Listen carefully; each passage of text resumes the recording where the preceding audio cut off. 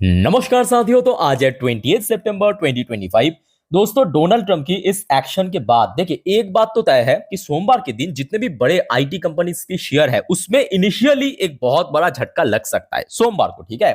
But यहाँ पे ना बहुत ज्यादा कंफ्यूजन भी है, क्योंकि मैं आज दिन की फर्स्ट वीडियो में, पहले वीडियो में जब मैं इस टॉपिक को कवर कर रहा था, कमेंट बॉक्स में मैं चेक कर रहा था, बहुत सारे ऐसे लोग कमेंट पूछा था, क्या सर सोमवार के दिन फिर से बाजार में गिरावट होगा। कुछ कुछ यही भी कह रहा है कि देखिए अब मार्केट फिर से तबाह हो जाएगा, मतलब लगभग एक महीने पहले जहां पे था वहां पे पहुंच जाएगा।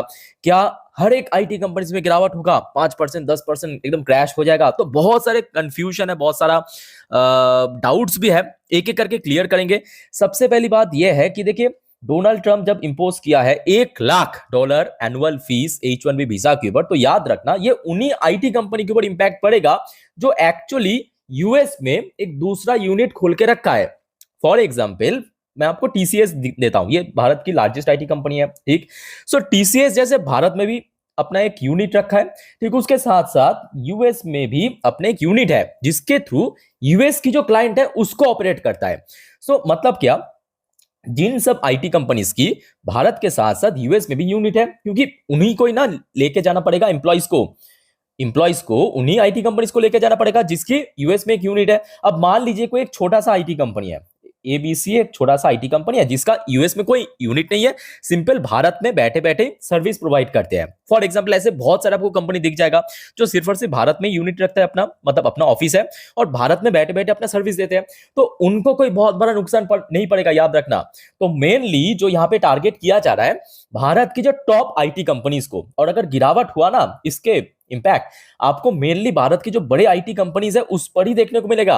अच्छा, क्यों इंपैक्ट देखने को मिलेगा, मतलब क्यों गिरावट होगा वो भी आप जान लीजिए। देखिए यहाँ पे बहुत अच्छे से एक्सप्लेन किया है।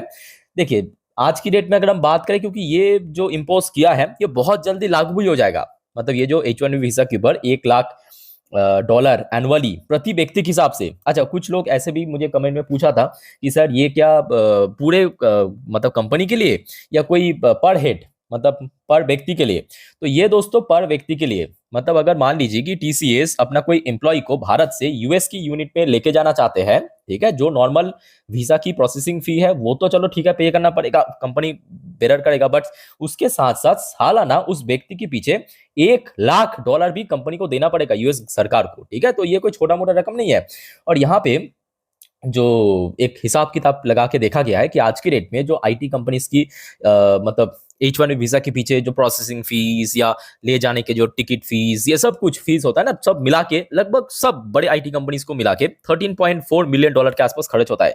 सो ये जैसे ही लागू हो जाएगा ये रूल यूएस में, वो लगभग 100 गुना बढ़ जाएगा। जस्ट इमेजिन कीजिए 13.4 मिलियन कहाँ पे और कहाँ पे $1.34 बिलियन। इतना आप जान लीजिए, 1 बिलियन मतलब 100 मिलियन, $1 बिलियन मतलब $100 मिलियन। तो मतलब लगभग 100 गुना इंक्रीज हो जाएगा। और यहाँ पे कुछ एक्सपर्ट के हिसाब से जो इन आईटी कंपनीज की प्रॉफिट होता है ना, प्रॉफिट में नेट प्रॉफिट में आपको दिखाता हूं बैलेंस शीट में, उस पे लगभग 10% की ड्रॉप हो सकता है इसके कारण, ठीक है। तो इतना आप जान लीजिए जो यहाँ पे इंपैक्ट पड़ेगा ये सिर्फ और सिर्फ बड़े आईटी कंपनीज पे पड़ेगा, बड़े आईटी कंपनीज जो एक्चुअली यूएस में यूनिट ओपन करके रखा है। यहां तक क्लियर हो चुका है सब कंफ्यूजन, कि बहुत सारे निवेशक मुझे पूछ रहा था पहली वीडियो में कि सर क्या आप हर एक आईटी कंपनी, मतलब जिसका यूएस में यूनिट है नहीं है, नहीं जिसका यूनिट नहीं है यूएस में उस पे नहीं पड़ेगा, बट जितने भी बड़े कंपनी, क्योंकि बड़े कंपनी अक्सर हमने देखा कि अपना एक जो दूसरा यूनिट भारत के अलावा यूएस में भी ओपन करके रखा है, मतलब अपना ऑफिस है वहां पे लोग काम करते हैं, एम्प्लॉइज है, ठीक है। तो जैसे कि बड़े कंपनीज में आप इन्फोसिस, एचसीएल टेक्नोलॉजी, विप्रो वगैरह, एलटीआई माइंट्री, टेक महिंद्रा, इस टाइप की जो बड़ी कंपनी है इसके ऊपर कहीं ना कहीं भारी भरकम झटका पड़ सकता है, ठीक है। बट छोटे कंपनीज में मैं कहूंगा हाँ, क्योंकि आईटीज अगर गिरेगा तो नो डाउट चाहे यूनिट रहे ना रहे एक छोटा सा तो इंपैक्ट पड़ेगा, बट बड़े कंपनी जैसे, मतलब बड़े कंपनी की शेयर की जैसे उतना ज्यादा इंपैक्ट देखने का चांस बहुत कम है। तो यहां तक क्लियर हो चुका है। अच्छा, एक और जो कंफ्यूजन आप लोगों के अंदर चल रहा है कि क्या सर सोमवार के दिन अगर आईटी सेक्टर में गिरावट हुआ तो क्या फिर से निफ्टी 50 अपने पुराने लेवल मतलब लगभग एक महीने पहले जहां पे था वहां तक पहुंच जाएगा, मतलब वही 24,500 लगभग 1000 पॉइंट के आसपास गिरावट फिर से हो सकता है। तो मैं कहूंगा ये डिपेंड करेगा फाइनेंशियल सर्विस सेक्टर के ऊपर। याद रखना फाइनेंशियल सर्विस, देखिए निफ्टी 50 में आपको टोटल 50 शेयर, बहुत सारे मल्टीपल सेक्टर्स दिख जाएगा, बट ऐसा बिल्कुल भी नहीं है कि हर एक शेयर की इक्वल वेटेज है, वेटेज डिफरेंट है। और मोस्टली अगर आप देखेंगे ये एज पर latest data financial service sector की 36.82% की वेटेज है और इंफॉर्मेशन टेक्नोलॉजी यानी आईटी सेक्टर की 10.51% की वेटेज है। तो आप समझ पा रहे हो कि यहाँ पे आईटी सेक्टर में अगर 2% भी गिरावट हुआ तो कोई बहुत बड़ा नुकसान नहीं पहुंचेगा अगर फाइनेंशियल सर्विस सेक्टर ठीक ठाक रहा तो। अगर फाइनेंशियल सर्विस सेक्टर फ्लैट भी रहा, आईटीज में थोड़ा गिरावट हुआ तो कहीं ना कहीं बाजार में इंपैक्ट काफी नेगेटिव पड़ सकता है। बट फाइनेंशियल सर्विस से अगर अगर ठीक ठाक रहा, मतलब मान लीजिए कि 0.5% 1% ऊपर चल गया, तो आईटी सेक्टर में 2% या 2.5% गिरावट कोई बहुत ज्यादा इंपैक्ट नहीं डाल पाएगा मार्केट के ऊपर। तो यहां तक क्लियर हो चुका है। अच्छा, एक और बात साथियों आप याद करके रखना, क्योंकि जैसे ये जो डोनाल्ड ट्रंप के एक्शन की वजह से आईटी सेक्टर में गिरावट होने का भी चांस है, मतलब मोस्टली चांस है, 90% चांस है सोमवार के दिन के आईटीज गिरेगा, इतना कंफर्म है। और उसके साथ साथ ये भी चांस है, क्योंकि सोमवार आप ये भी देखिए 22 तारीख है जीएसटी रिफॉर्म इंप्लीमेंट होगा, ठीक। सो जिसके कारण auto company, financial service sector, FMCG sector, इन सब सेक्टर में बहुत अच्छा गेनिंग होगा। तो जिसके कारण सोमवार के दिन ना मार्केट बहुत ज्यादा मोस्ट प्रोबेबली वॉलेटाइल भी रहने का चांस है। अब देखना पड़ेगा कि अगर फाइनेंशियल सर्विस सेक्टर ठीक ठाक रिकवर कर गया तो आईटी सेक्टर की गिरावट उतना भी इंपैक्ट नहीं डाल पाएगा। तो साथियों आई थिंक यहां तक आपको समझ आ चुका है।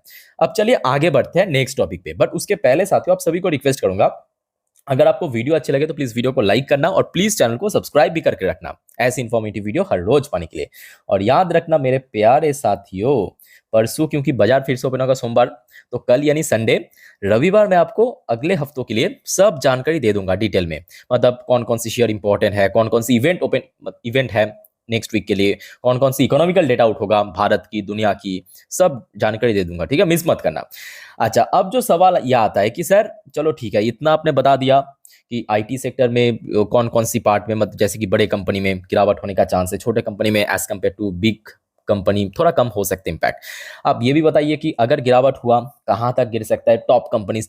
चलिए इस टॉपिक को कवर करेंगे। देखिए अगर हम बड़े कंपनी की बात कर रहे हैं, नो डाउट टीसीएस की शेयर ऑलरेडी देखिए पिछले कुछ टाइम से इतना नीचे चल रहा है। रिसेंटली जब नीचे की तरफ मूवमेंट दिया था, अगस्त महीनों की बात है, शेयर लगभग 3000 के आसपास सपोर्ट मिला था, एक बार नहीं मल्टीपल टाइम। यहाँ पे आप देख सकते हो 19 अगस्त मिला था, 1 अगस्त मिला था।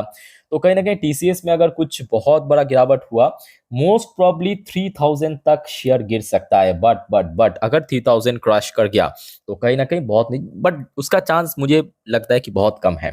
बिकॉज पिछले 1 से 1.5 साल शेयर इसी लेवल के आसपास बार बार सपोर्ट मिला, जैसे कि आप देख सकते हो 1.5 साल नहीं, सॉरी 3 साल, 2 से 3 साल, ये देखिए 3000 के आसपास, 2022, 23, 24 इसी लेवल के आसपास, ठीक है। सो ये आपका टीसीएस हो गया, 3000 की सपोर्ट लेवल है।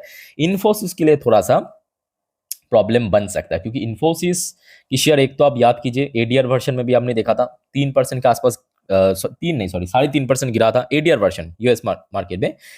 सो ऐसे में इन्फोसिस की शेयर अगर गिरता है तो कहीं ना कहीं जो भी बीच में रिकवरी हुआ था वो रिकवरी खत्म हो सकता है।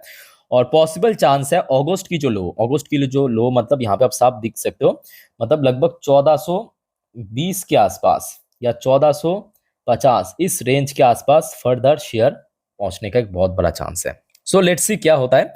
सो सोमवार के दिन इन सब कंपनी को नजर रखना। एचसीएल टेक्नोलॉजी की बात करें, एचसीएल भी बीच बीच में थोड़ा बहुत रिकवर चल रहा था, बट स्टिल शेयर 1400 के आसपास रिसेंटली इस साल पे 2 बार सपोर्ट मिला, एक तो आपके अप्रैल महीनों पे और दूसरी बार यही सितंबर महीनों पे।